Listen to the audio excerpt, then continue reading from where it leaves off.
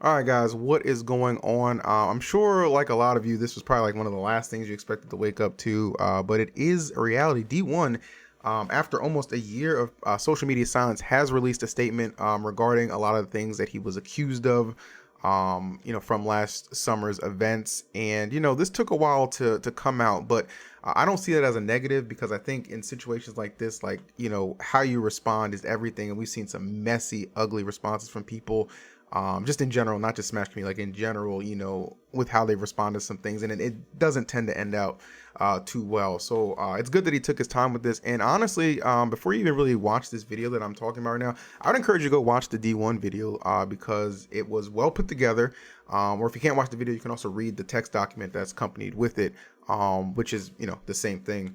And I think one thing that I appreciated about this is the fact that you could tell a lot of like actual care went into this video and like how he came off, because it wasn't one of those things where it's like, oh, this is all BS, I'm goody two shoes, I never did anything. Like he takes ownership of things he's done wrong, while also clarifying some things that weren't correct, which he does back up with some screenshots and like eyewitness evidence and stuff like that. Now, I'm not qualified to really handle situations like this, to be quite honest with you. Like, that's one thing I want to preference this video with and let you all know that this isn't like a drama thing, right? This isn't for our entertainment. I just have a voice in the community, in the space. I'm just kind of using that to give my feedback on what I watched, like I'm sure a lot of you are watching, right? Because people are interested in that, so I'm going to do that in the most respectful way possible. Kind of like D1, I actually wrote some talking points down here too, so if you see me glancing down, that's what that's about. I also not really editing this video. Again, this is just, I just want to put my voice out there and give my take on this, because it seems like there's just so much going on as of late. It's been a rough year all around, but it's really important for everybody to just kind of be aware of really what's going on. So I'm just kind of giving my thoughts on that. I kind of did this with the Nairo statement too. So first off, you'll notice like D1, a little bit of a robotic nature, right? And I think some people might have a problem with that, but that's not a bad thing, man. Like when you're addressing a situation like this, every word matters. So I think the fact that he's actually reading off of a script to make sure everything is articulated perfectly is the absolute way to, right way to go about it. We've seen some messy situations with responses in the past before, and we're not trying to, go down that route, if you will. So every word makes sense. And he always has more of a sophisticated vocabulary as well too. So that's nothing new if you've heard D1 cast or even spoken to him in as little as a 3-minute conversation. Like, that's just how he talks, you know what I'm saying? Like, honestly, this is a life-altering statement, you know what I mean? It doesn't surprise me at all it took so long to come together when you think of all the things that were addressed. And obviously, like the biggie, the biggest accusation he faced was the whole KT situation, which was addressed. And I like how he handled it, because he addressed the situation while defending himself from some of the accusations that took place. Again, you got to watch the video yourself, but because it's not one of those things where you can TLDR. But he also was like still respectful of like how she could have felt, because he admits he didn't handle like the aftermath of the situation correctly and stuff like that, which is a big deal, you know what I mean? Like, people's feelings, that stuff that matters. And when you're able to kind of take ownership of mistakes you've made along the way and how you went to handle something, that's really good. But some of the misinformation that he was able to kind of clear up was actually backed by eyewitness account and text testimony too, from like the security guard who was on duty at that event, which I believe was Smash the Record back in like 2016, 17, one of those. I think it was 16. I was at that event, and I do specifically remember there being parties and everybody hanging out and stuff like that. I didn't see any kind of weird stuff going on, you know what I'm saying? But that's just, that's just my POV, right? My point of view. I'm not going to see everything going on, but that was addressed, and it was open letter to KT as well, which I thought was a classy move to do. But again, you can go ahead and admit, you're not an angel, while also defending yourself that you're not quite the devil in certain aspects, you know what I'm saying? So good on him for that. There was also a point in the vid too, which I'll go ahead and just kind of switch, because there was like I said, it came in this table of context as well in the textual part. The Daisha accusations too. Now I actually kind of saw this coming a mile away, because I do remember actually seeing, like, I've seen her be flirtatious with him before. Like, I can recall that. And I didn't know any of the specifics of it, obviously. But it did seem odd that, like, to me anyway, that, so much was being said about him when I thought they were on like really good terms. I actually thought she liked him, and come to find out, if you do watch this video, you will see that there's a lot of textual evidence and screenshots that kind of corroborate and back that up. So he definitely did. I thought he did a good job addressing that, while not like shitting on her or anything like that, just kind of like clearing it up. Like, hey, I don't understand why you came at me this way when, I'm over here looking at things, this way because of, obviously what I can present. And he cleared that up. I thought pretty well. Also addressed some things on the anonymous claims as well, which was good to, again, leave these people anonymous while still, go ahead and getting your point across. There's nothing wrong with that, but you are still being respectful to the people involved in that. But at the same time, hey, you got something to say about it.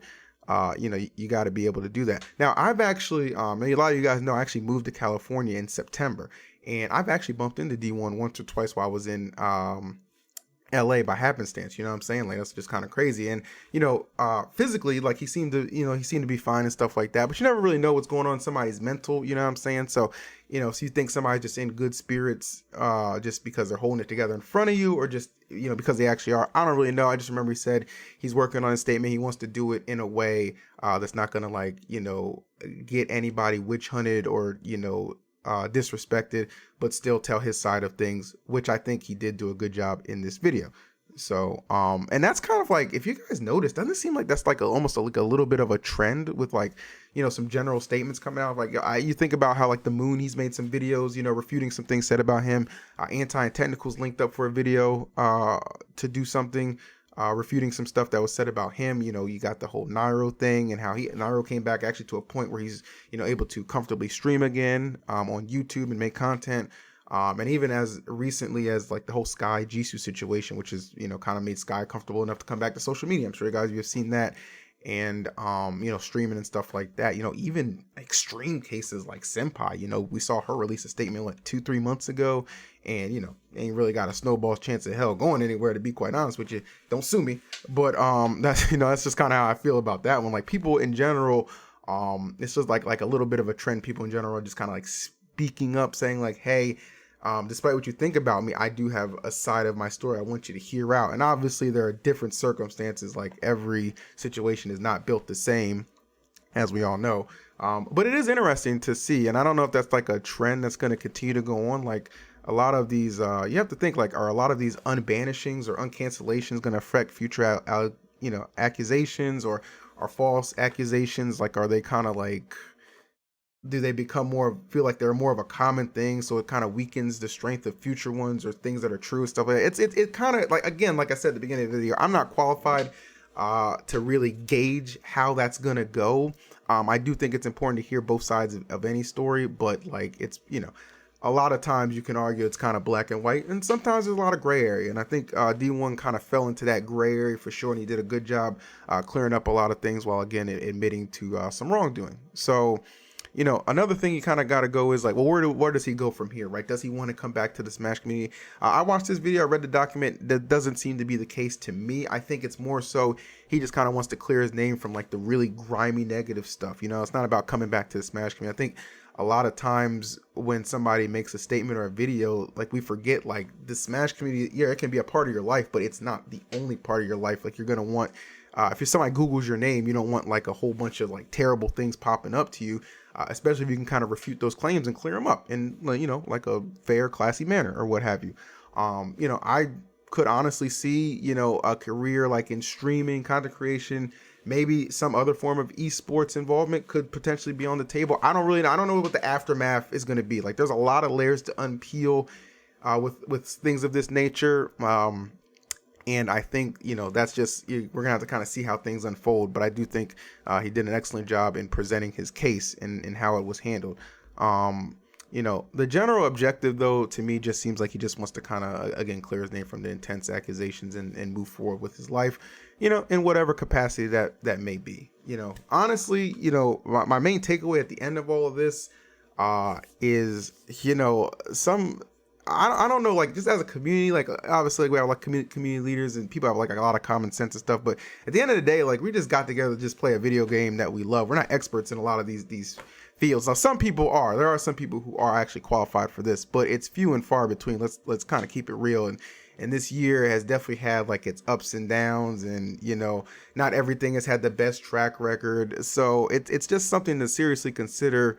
I'm not saying that we don't address stuff when it's brought up. Absolutely not. I'm saying like we have to think to what level are we capable of examining everything, especially when we've only had like, and this isn't for this particular situation, this is just in general, like only like one side of like a story or something like that. You know what I mean? Like, because we don't, I hate to see people, put in situations where, one, they don't think they could come forward, or two, they don't think they could defend themselves. You know what I mean? Like, it's really weird. You know what I mean? It's like a really weird situation I think we find ourselves in.